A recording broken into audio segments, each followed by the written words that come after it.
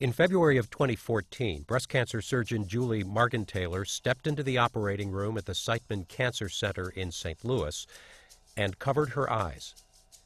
For the first time and numerous times since, she used high-tech goggles that allowed her to see cancerous tissue in ways she never could before, in real time, lit up like a Christmas tree.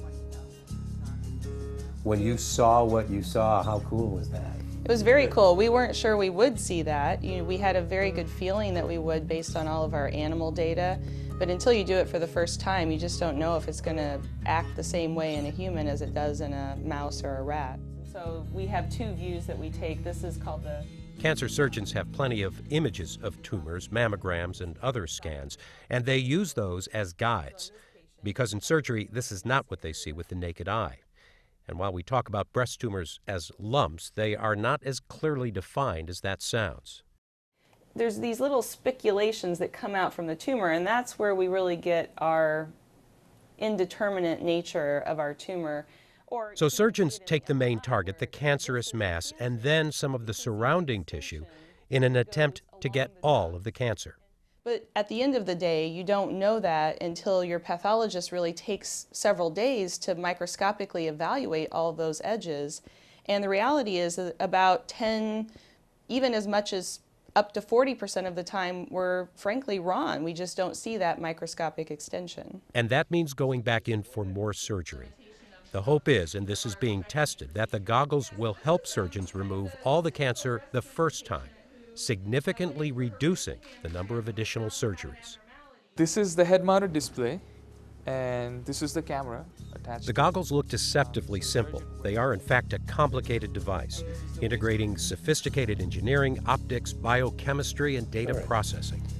So whatever the camera sees is shown here. Suman Mandal is one of the graduate students on the Washington University Medical School team, led by Dr. Samuel Achulefu.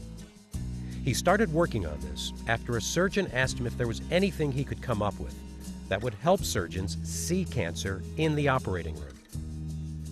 And that's what got me to thinking, what kind of methods or devices can one create that's simple, with no footprint in the operating room, so that it's much easier to use.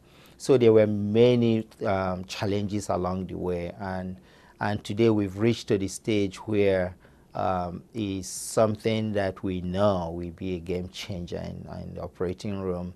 So what happens is then that... Here's how it works.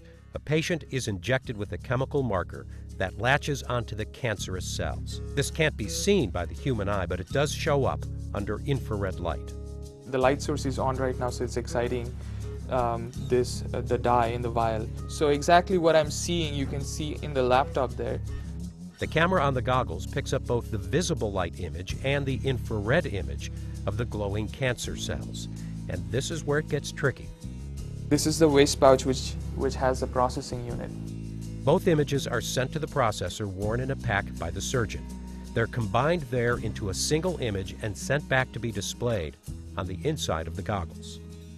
All within a fraction of a second, back to the surgeon's vision, such that what they now see is an object. It has to be oriented in such a way that is displayed in a way the surgeon will not even realize that processing is going on behind the scene to display those images. So that's how basically it works. All of this might bring to mind military night vision goggles, or something you'd wear for a video game. And in fact, it does draw on some of those same technologies. And already there's a new generation of medical professionals who have grown up with this kind of stuff. And we believe that the younger clinicians coming up today, they are very comfortable with gadgets. And the cooler it is, the better it is for them to apply that. I think that surgeons would welcome a tool that they could wear as long as it's ergonomically viable in the operating room, but I think they would welcome a tool that they could wear that would guide their surgery in a way that has never been able to be possible before. The Washington University team is working to make this system wireless and the goggles transparent, and they're awaiting FDA approval for an improved chemical marker. So far, the goggles have been used on breast and skin cancer operations, and they are still in the testing phase. But already, Dr. Margenthaler and other surgeons who are using the goggles are encouraged, if not downright amazed, by what they've seen.